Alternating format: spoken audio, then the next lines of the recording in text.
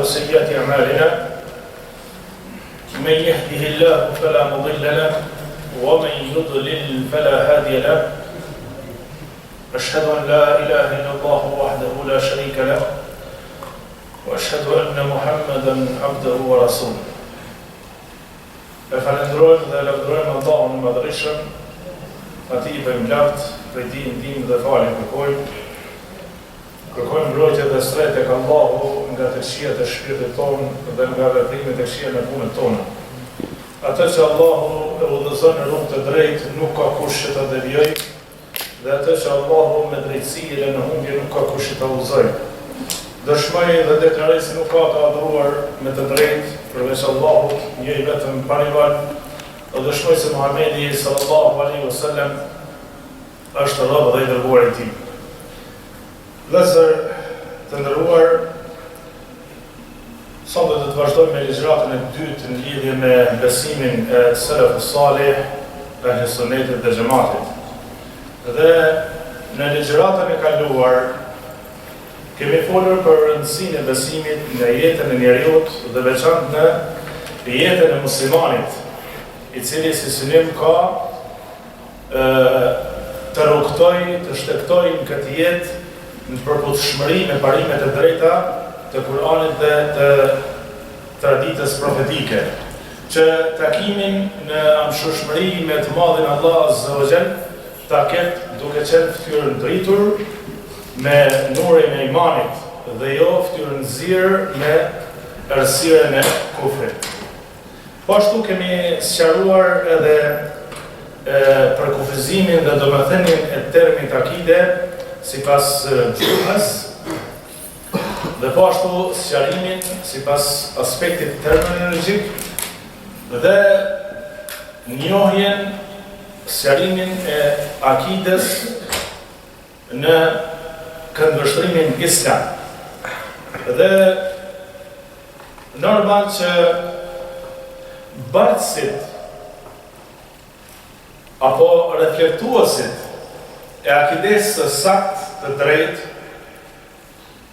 sipas metodologjisë së pastër të mbështetur në mënyrë të drejtë në Kur'an dhe Sunet, pra bartësit e këtij besimi janë selefut salih, të parët tanë të devotshëm, janë ehli sunneti dhe xhamati. Ndaj sonte, nëse do Allahu Azza wa Jall, do të merremi me sqarimin në lidhje me njohjen e termit selef. Nga se shpesh ndëgjojmë apo lexojmë në literaturën fetare islame këtë term selef, që disa e interpretojnë në mënyrë të drejtë dhe disa shfaqin sqarime dhe komente të gabueshme që bin ndesh me atë që ngërthen në vete ky term i bekuar. Atëherë, të fillojmë për të kuptuar në mënyrë gjuhësore termin selef. Dhe dietarët e gjuhës arabe, kur e kanë sqaruar domethënien e termit selef, kanë thënë është për qëllim ata që kanë kaluar grupi i parë apo populli para ardhës. Dhe në këtë kontekst kemi fjalën e Allahut Azza wa Jall, ku thot falamma asafuna intaqamna minhum fa aghraqnahum ajma'in. Kur ata neve na zemruan, na hidhëruan, është për qëllim faraoni me popullin e tij, me ushtrinë e tij. Ne ata i kundërshtuam, i armiqsuam, edhe i fundosëm që të gjithë. فجعلناهم سلفا ومثلا للآخرين. Dhe ne këta të dënuar i bën selef, i bën një popull që ka kaluar, edhe i bën shembull për ata që do të vinë pas.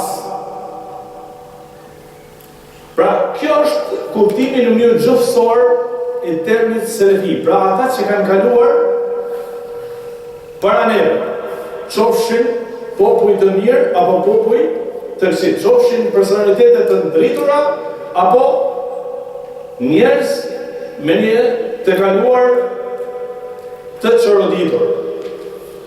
Ndërsa në aspektin terminologjik, dietarët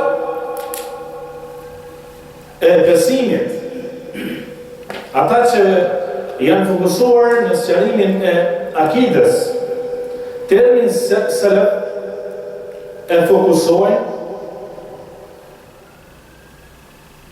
sipas përkufizimeve të tyre, pra kanë thënë se për qëllim janë sahabët, shokët e Muhammed Mustafas alayhi salatu wassalam. Disa kanë thënë se me selef janë për qëllim sahabët dhe tabiinët, gjenerata pas sahabëve. Disa të tjerë kanë thënë se janë sahabët, tabiinët dhe ata që i kanë pasuar këta me mirësi dhe vepra të mira në mënyrë të drejtë. Po ashtu janë edhe imamët e njohur të dëshmuar si prijetar dhe me vlerë pasues të sunetit e prijesit e vërtet të traditës së pejgamberit alayhi salatu wassalam. Po ashtu këto personalitete thonë kanë qenë edhe largues nga bidati që kanë paralajmëruar kundër tij. Po ashtu thonë selef janë ata që janë pajtuar ummeti musliman se ata janë imam, janë madhështor në personalitetin fetar.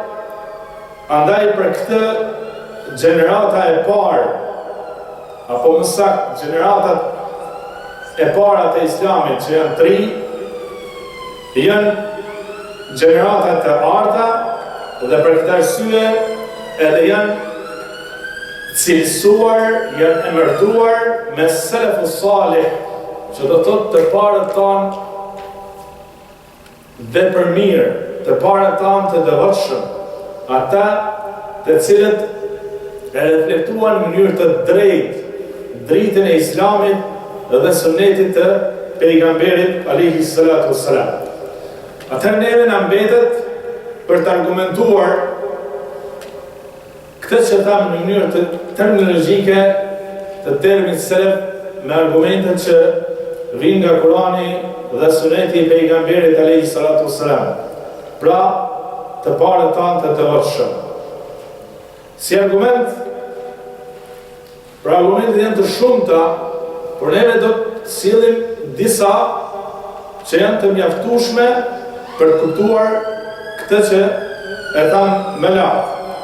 Thot Zoti i Madhreshëm në Kur'an: "Wa man yushaqiqi ar-rasula min ba'di ma tabayyana lahu al-huda wa yattabi ghayra sabili al-mu'minin." Ata të cilët e kundërshtojnë pejgamberin sallallahu alaihi wasallam, pasi atyre i është sqaruar udhëzimi, edhe ndjekin rrugë tjetër nga rruga e besimtarëve. Pra këtu kemi dy çështje, vëllezër të nderuar. E para, Allahu po thot ata që kundërshtojnë pejgamberin sallallahu alaihi wasallam pasi që t'i sqarohet atyre udhëzimi. Pra, shikoni, Islami e mëson muslimanin që ata që kundërshtojnë Islamin të mos marrin më njëherë vendime armiqësore, përderisa nuk i sqarohen argumentet. Pra Allahu po thot, pasi që i është sqaruar udhëzimi, dhe ka disa prej muslimanëve që nxitojnë për të shfaqur mbledhjen kundër atyre që mëkatojnë, që bëjnë gjuna. Pa ja sqaruar argumentet se veprimet e tilla janë në kundërshtim me Islamin. Prandaj vendimet fetare në aspektin e veprave penale që kundërshtojnë udhëzimet hyjnore merren pasi që t'ju sqarohen argumentet e sakta në mënyrë të shëndosh dhe t'ju largohen dyshimet personit i cili ka gabuar, ka rënë në mëkat. Dhe çështja 2 dhe pasojnë rrugën që nuk kanë qenë besimtarë. Pra këtu hynë sahabit. Rruga e besimtarëve është për qëllim rruga e sahabive, se ata ishin besimtarët e parë të këtij ummeti. Prandaj, po jemi të obliguar nga ky ajet kuranor që mos me kundërshtu rrugën e sahabive. Përkundrazi, me mundu me kuptu metodologjinë e tyre në praktikimin e fesë, që dhe ne me qenë pasues të kësaj metodologjie. Atëherë, cila është gjendja e atij personi që e kundërshton, e armiqson sunetin e pejgamberit alayhi salatu wasalam, pasi që është sqaruar udhëzimi, rruga e drejtë, edhe ndjek rrugë tjetër nga ajo e besimtarëve, thot Allahu vazhdon, nuwallihi ma tawalla, ne lëna për zgjedhjen që ai ka zgjedhur, që e ka dëshiruar. Wa nuslihi jahannam, dhe atë do ta dërgojmë në zjarr, në xhehenam. Wa sa'at masira, sa vendi këtë që është ai. Pra me këtë ajet kuranor kuptojmë se rruga që në kanë qenë sahabit është metoda e vetme që shfaq Islamin burimor në mënyrë të drejtë të saktë. Dhe çdo metodë tjetër jashtë metodës së besimtarëve të parë të këtij ummeti është e gabueshme, është e devijueshme. Të shpije në lajtitje. Dhe thot Allah azza wa jalla në ajetin tjetër kuranor për të lavdëruar dhe për të treguar drejtësinë dhe mesatarizmin që kanë treguar sahabijët radhiyallahu ta'ala anhum. Thot was-sabiqun al-awwalun min al-muhajirin wal-ansar. Ata që kanë paraprirë, që janë të parët,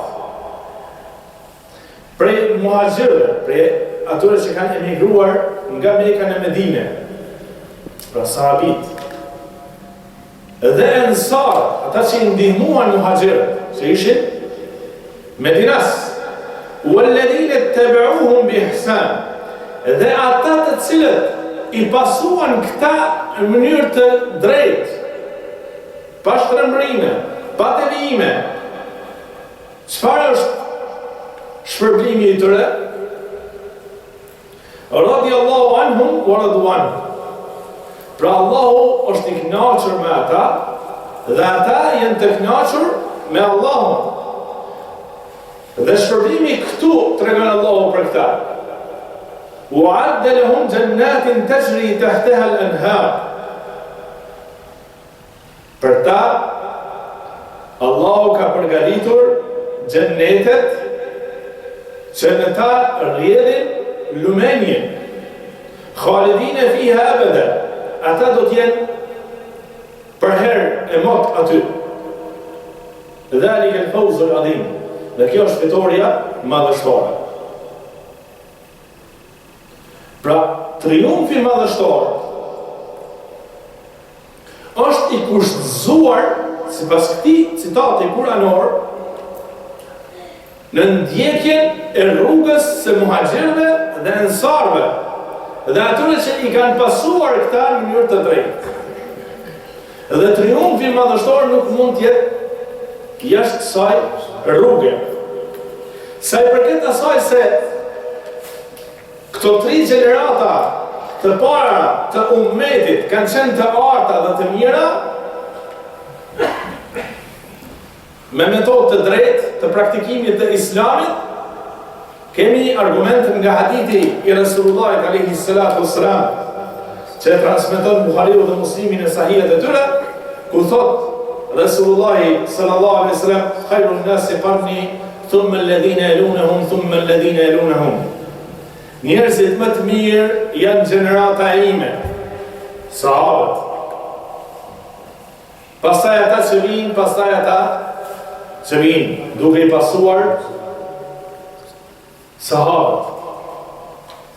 Pra ky është argument se 3 gjeneratët e para që në mendësinë e tyre, në kulturën, civilizimin e tyre, qytetrimin e tyre, kanë treguar saksin në praktikimin e fesë Allahu Azza wa Jalla, dhe për këtë arsye mirësia dhe lavdi nga ana e shprehur nga Resulullah alayhi sallam është e argumentuar dhe e faktuar. Andaj dërguari Allahu sallallahu alaihi wasallam, edhe ata që i pasuan drejt e me mirësi, këta janë selefi i këtij ummeti, të parët e këtij ummeti. Edhe të çdo kush që shfaqet thirrja në atë që kanë thirrur pejgamberit dhe sahabit, si dhe pasues të drejtë të tyre, ai është në rrugën dhe metodën e selefit. Përcaktimi kohor, keni të vëmendshëm, përcaktimi kohor nuk është kusht në këtë që e themi, por kusht në këtë është pajtueshmëria me Kur'anin dhe Sunetin në çështjet e akides, vendimeve shariatike dhe në moral dhe etik. Pra, pajtueshmëria sipas kuptimit dhe mendësisë së selefit. Andaj, kush pajtohet me Kur'anin dhe Sunetin sipas metodologjisë së lartcekur, është pasues i drejtë i selefit. Edhe nëse distanca mes tij dhe selefit është e largët, qoftë sipas vendit apo kohës, dhe kush i kundërshton selefin nuk është prej tyre, por është i devijuar, edhe nëse ka jetuar mesin e tyre. Pra nuk mund të themi se përcaktimi kohor është kusht në definimin e selefit. Nga se në kohën e sahabive ka pas munafik. Ata nuk janë të drejtë. Ata janë në shkallën e fundit të zjarrit të xhenemit. Për dallim nga Abu Bekri që është në shkallën më të lartë të xhenemit. Po ashtu edhe fraksionet deviante, si që janë Xehmit, Murxia, Khawarizhet, e tjerë kanë lindur në kohën e 3 gjeneratave të arta. Ata në aspektin gjuhësor janë selef, në aspektin gjuhësor, por në terminologji nuk janë prej selefit, sepse e kanë kundërshtuar metodën dhe rrugën që në kanë qenë sahabit. Dhe ata nuk konsiderohen selef, por konsiderohen khalef, kundërshtar të selefit. Atëherë, na intereson të dimë se kush është imami i selefës salih.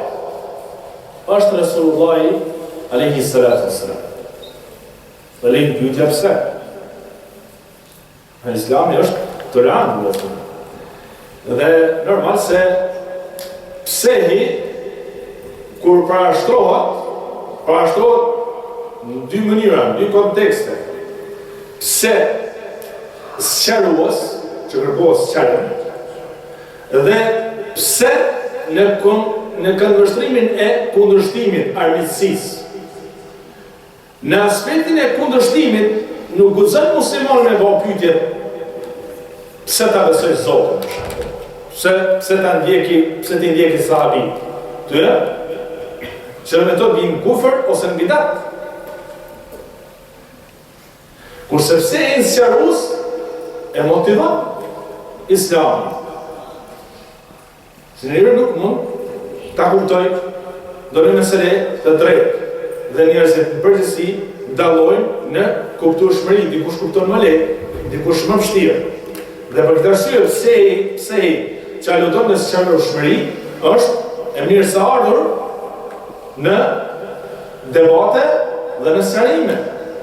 Atëherë, lind pyetja serioze pse Imam Resulullah alayhi salatu wassalam. Ne kemi disa argumente se argumenton dhe fakton këtë gjë. E para, nga sa Allahu i plot fuqishëm e ka krahasuar në nështrimin ndaj tij me në nështrimin ndaj pejgamberit alayhi salatu wassalam. Pra, të respektosh dhe të nështrohesh udhëzimeve të pejgamberit alayhi salatu wassalam është njëjtë sikur të nështrohesh dhe të respektosh urdhrin dhe këshillën e Allahut azza wa jalla. Pra ka bërë krahasim, ka bërë një vlerësim të barabartë në nështrimin ndaj pejgamberit, në nështrimin ndaj Allahut azza wa jalla.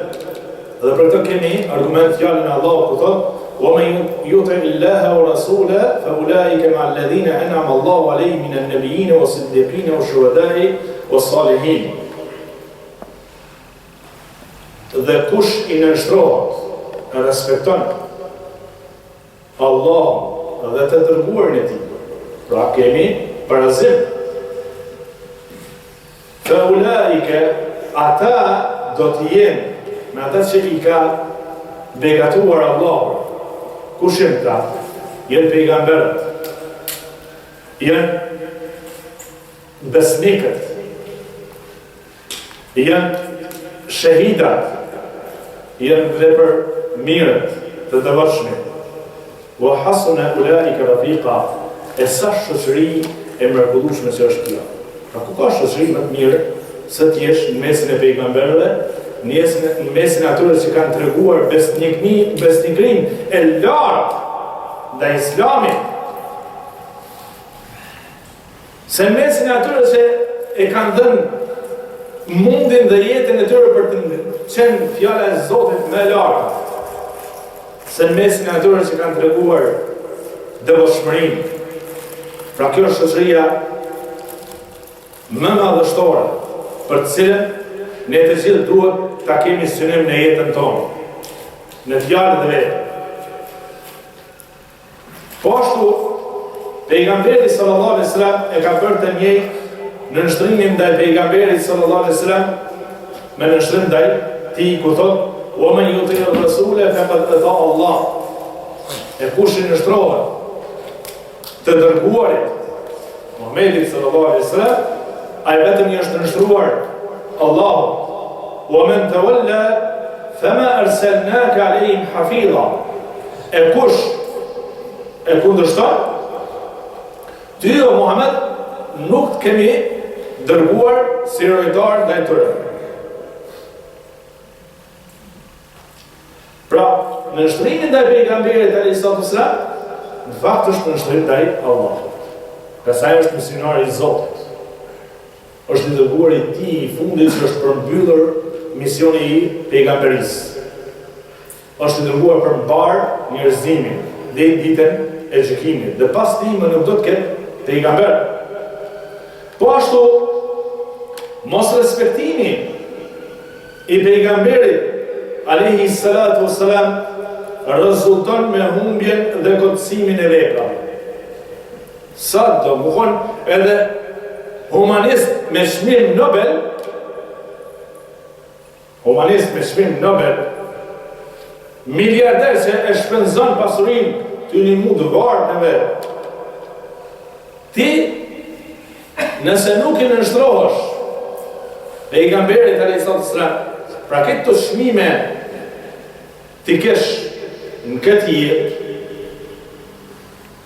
dhe nuk i nështrohesh për kundrazi shpreh mos respektim ndaj personalitetit të Resulullahit a.s. puna jote shkon kot. Dhe veprat tua të mira janë të kotësuara dhe nuk vlen asnjë gjë në peshorën hynore në ditën e gjykimit. Dhe për këtë thot Allahu Azza wa Jall: "Ya ayyuhalladhina amanu atiu Allah wa atiu Rasul." O ju të cilët keni besuar, që keni pru iman të drejtë, nënshtrojoni Allahut dhe nënshtrojoni të dërguarit të tij. Wala tubtilu a'malakum, dhe mos i kotësoni veprat tuaja, mos i humni. Pra që kuptojmë se nëse nuk i nështroni Allahut dhe nëse nuk i nështroni të dërguarit Muhammed Mustafas alayhi salatu wassalam, veprat do t'i keni të azhësuar,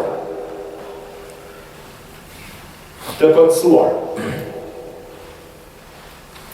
Po ashtu, si argument se imam i salafut salih është Rasulullah alayhi salatu wassalam, është se Allahu e ka këshilluar dhe e ka motivuar ummetin e Muhammed Mustafas alayhi salatu wassalam në ditën e gjykimit që shembull mostër me pas personalitetin e ndritur të këtij burri të madh Muhammedit alayhi salatu wassalam.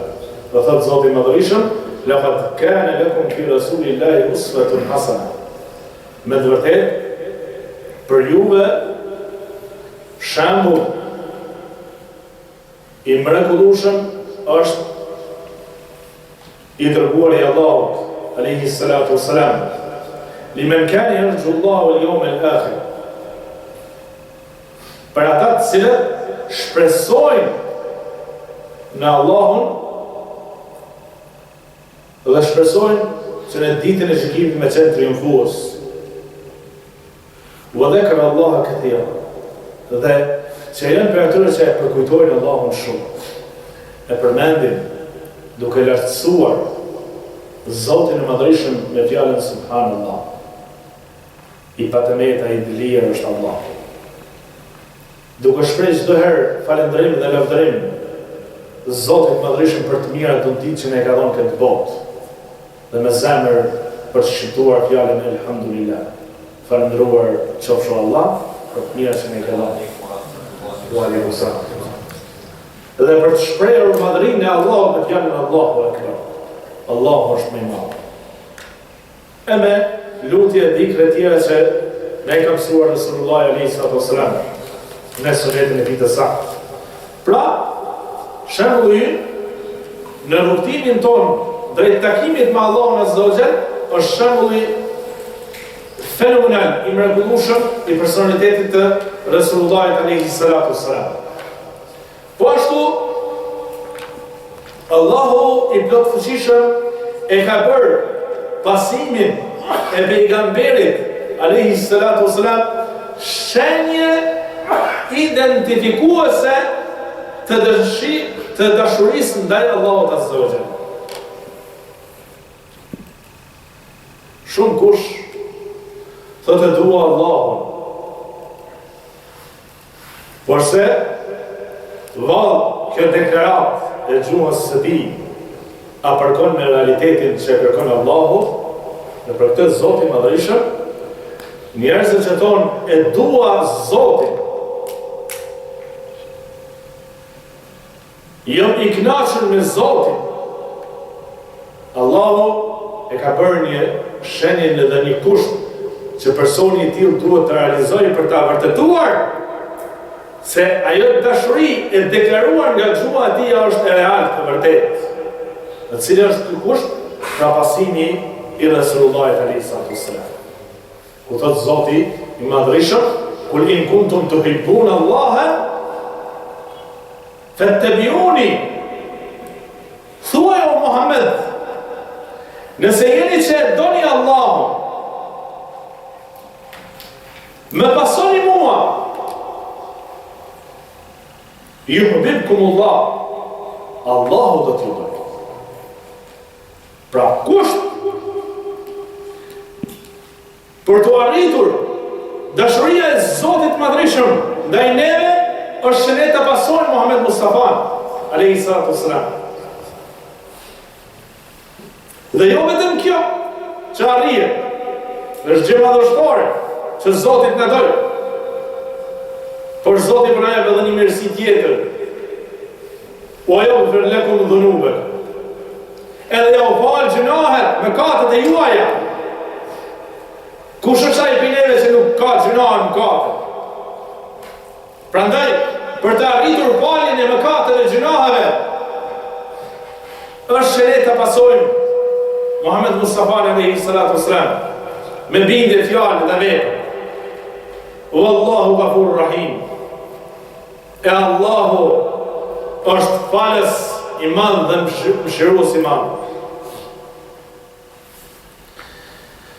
Atëherë, për këtë metodologji, kthehemi temës të salafus salih, parëve tanë të devotshëm, kur kanë pas mos pajdime se është e pamundshme, nëse lexojmë historinë e sahabive, lemot të tabiinëve, do të hasim që mesën e tyre ka pas mos pajtime, ka pas kundërshtime. Dhe neve çfarë na mbetet? Se ne nuk jemi imun nga mos pajtimet dhe kundërshtimet që lidhin mes neve, qofshin në meselet shkencore të shkencave të ndryshme islame, apo të veprimeve që me to shfaqim ibadetin, adhurimin tonë ndaj Allahut azza wa jall. Pra, cila do të jetë etika e jonë e dialogut, etika e jonë në kundërshtim. Neve pra duhet të na interesoj ta përfitojmë dhe ta thithim nektarin e etikës së kundërshtimit që ka qenë mesin e sahabine, se si ata i kanë zgjidhur mospajtimet në mes vetë. Dhe për këtë, metodologji e tyre, salafus salih, kur kanë pas mospajtim në mes vetë, ka qenë që ata më u kthy te libri i Allahut, Kurani, famëlar, dhe tek suneti i pejgamberit sallallahu alaihi wasallam. Ata këtë e kanë mbështetur në parimin kuranor, ku Zoti i Madhërisht thotë: "Fa in tanaza'tum fi shay'in farudduhu ila Allahi wa Rasul." Nëse bini në mospajtim për ndonjë çështje, atëherë kthehuni tek Allahu dhe tek i dërguari.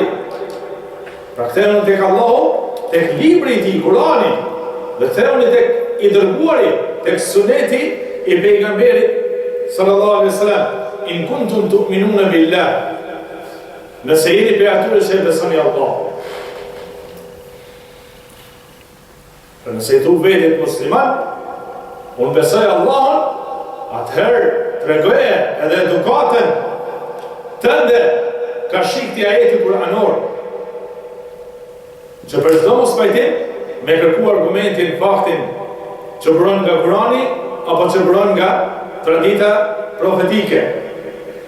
Pra që besojnë Allahun wal yawmil akhir dhe ditën e gjykimit. Dhalika khairun wa ahsanu ta'wila. Kjo është më mirë. Kjo është e drejta dhe është sqarimi më i mrekullueshëm. Pra, selefi më i mirë, më me vlerë, dhe që duhet jetë më i ngritur në peshorën e secilit musliman, pas pejgamberit alayhi salatu wassalam, pra kush janë sahabit. Kënd nuk duhet ta qesin para sahabive pas Rasulullahit alayhi salatu wassalam. Dashuria jonë ndaj personalitetit të tyre duhet të jetë e plakën, dinamike. do të jesh xheloz në mbrojtjen e personalitetit të tyre dhe ta uresh çdo gjuhë që ofendon dhe që shan shokët e Resulullahit alayhi salatu wasalam.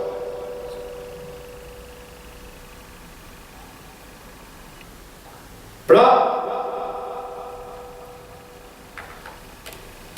janë sahabit të cilët e morën këtë fe me sinqeritet dhe besnikëri. Dhe sinqeriteti e besnikëria e tyre është parë që e kanë lënë edhe shtëpinë e vet, edhe pasurinë e vet. Edhe këtë kanë bërë vetëm për të ndihmuar dinin e Allahut azza wa jalla.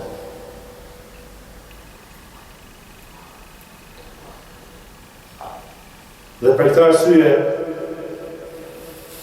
që kanë tregu besnikëri dhe sinqeritet me Allahun, me pejgamberin dhe të dërguarin e tij, pejgamberi alayhi salatu wasallam i ka cilësuar si njerëzit më të mirë, siç e përmendëm në hadithin e saktë, khairun nasi qarni thumma alladhina yalunhum thumma alladhina yalunhum.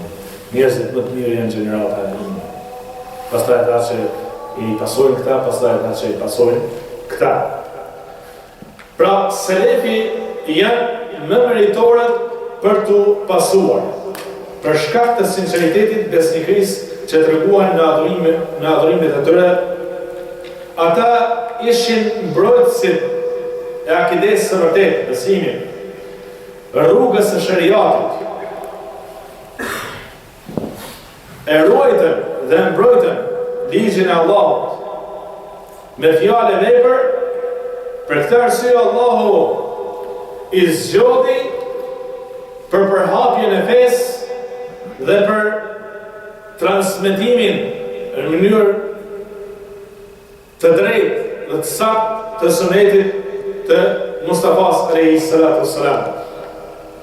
Dhe ajo që argumenton se ata kanë qenë në rrugën e drejtë dhe se vetëm rruga atyre është e saktë dhe çdo rrugë tjetër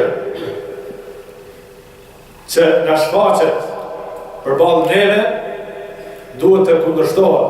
Dhe është rrugë që nuk dërgon për në xhenet, por për në zjarr të xhenemit.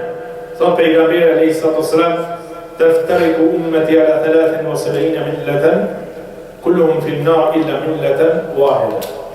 Do të ndahet ummeti në 73 grupe, të gjitha në zjarr përveç njërës. Qalu men hiya Rasulullah, cila është ai grup i dërguari i Allahut? Qal ma ana alayhi wa ashabi, ai është në çka jam unë dhe shokët e mi. Pra rruga e sahabive me argument nga xhuma e Resulullahit alayhi sallam është rruga që të shpëton nga zjarri i xhenemit. Dhe çdo fraksion që është shfaqur në botën muslimane e që nuk përkon me metodologjinë e tyre është rrugë që nxit djallin mallkuar e të dhe që dërgon në zjarr të xhenemit. Prandaj termi selefi, me thonë unë jam selefi, është bërë njohje dhe dije mbi rrugën e selefus salih në kapjen e islamit. Dhe nuk është bidat, dhe as nuk është shfaqje e një medhebi, e një grupi të quajtur selefi. Pra, ata që ndjekin islamin quhen musliman, e ata që ndjekin sunetin e pejgamberit alayhi sallam, që e pasojnë islamin, që reflektojnë islamin sipas metodës së pejgamberit, sahabëve dhe 3 gjeneratave të para të këtij ummeti, pra quhen selefi. Pra nuk është bidat. Është një term që argumenton se ti je duke ndjekur rrugën e sahabive. Dhe ata që thonë se o ju që beshuni vetën selefim, Muhamedi si ka thonë vetit selefi, po musliman, këtyre u themi se pejgamberi alayhi salatu wassalam bijës së tij të ndershme Fatimes radhiyallahu ta'ala anha i ka thonë sa selef i mirë jam unë për ty. Ka ditë gjendet në sahihun e Muslimit. Po kjo tregon ignorancën e tyre që kanë kërshi fjalët e pejgamberit alayhi salatu wassalam. Edhe të quajturit selefi apo ahli sunne apo ahli hadith argumenton për tolerancën ndaj fraksioneve muslimane. Si po themi tolerancë? Nga se neve nuk i shesim jashtë islamit. Përmendëm hadithin 73 fraksione në islam. Të gjitha në zjarë përveç njerëz. Ato në zjarë nuk do t'jenë për gjithmonë. Nga se pejgamberi alayhi salatu wassalam i ka cilësuar për umetit të tij. Dhe kushdo që është nga umeti i pejgamberit sallallahu alaihi wasallam, edhe nëse do të hyjë në zjarë, nuk do t'jetë për gjithmonë. Por dënimi i përkohshëm dhe pastaj Allahu do ta fusë në xhenet. Dhe tashti, të gjitha këto fraksione janë muslimane. Dhe nuk guxojmë me thonë që nuk janë muslimane. Se pejgamberi alayhi salatu wassalam i ka thënë për umetin e tij, për muslimanëve. Atëherë, këto fraksione që secila quhen veten muslimane, njëra është në rrugën e drejtë, nuk janë gjitha. Nuk janë gjitha në rrugën që e tregojnë islamin burimor. Por është vetëm një. Ata janë që ka thënë pejgamberi sallallahu alajhi wasallam, "Ma ana ali wa ashabi", nga të që ka e mund dhe shokët e mi. Pra selefi dhe ai që e ndjek rrugën e tyre quhet selefi. Nuk vjen kundërshtim me termin musliman. Po musliman i veçantë. Pra kemi musliman të mirë, të devotshëm, kemi musliman të këqij, me mëkate. Kemi musliman me parime të shëndosha islame, kemi musliman me parime të devijuara. Prandaj nuk është bidat, nëse ka mbështetje në argumentet që i potencuan. Prandaj lutë Allahun azza wa jall që ta mundsoj me kuptu drejt islamin dhe me praktikuar në mënyrë të shëndosh. Dhe nëse do Allah azza wa jall në ligjëratën e ardhshme na ka mbetur të sqarojmë dhe të kuptojmë termin ahli sunne wal jamaa dhe pas kësaj do të startojmë me besimin, me shtyllën e parë të imanit, që është besimi në Allahun azza wa jall. Lutë Zotin Madhrishëm që ta mundsoj takimin e shëndosh dhe drejt fytyrë drejtor me Allahun azza wa jall ditën e gjykimit, të ndihmojmë muslimanëve kudo që janë, të mëshirojë të vdekurit të tyre, të falë të gjallët të tyre dhe të mundsoj secillit prej neve që fjala jonë e fundit nga kjo botë me qenë fjala la ilaha illallah Muhammadur Rasulullah wa akhiru da'wana alhamdulillahi rabbil alamin.